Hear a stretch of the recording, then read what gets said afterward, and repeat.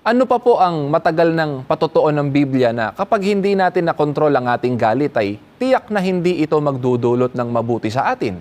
Ganito naman po ang nakasulat sa Kawikaan, ang taong magagalitin ay laging napapasok sa gulo, laging nakikipag-away dahil sa init ng ulo.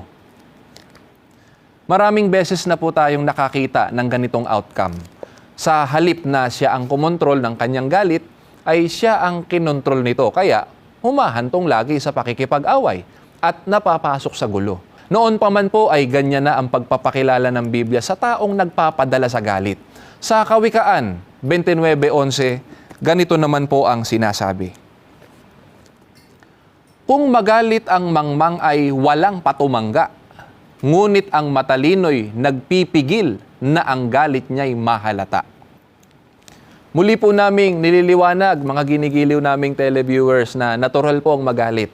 Pero hindi po ito dahilan para tayo po ay mahulog sa pagkagalit na walang patumangga. Sapagkat maaari naman po nating kontrolin ng ating emosyon eh. Nililinaw din po namin, mga ginigiliw namin televiewers, na hindi tayo binabawalang magkaroon ng emosyon. Ang ipinapaalala lamang po sa atin na kapag nararamdaman na natin ang isang emosyon katulad ng galit, ay matutunan po natin itong kontrolin o i-manage.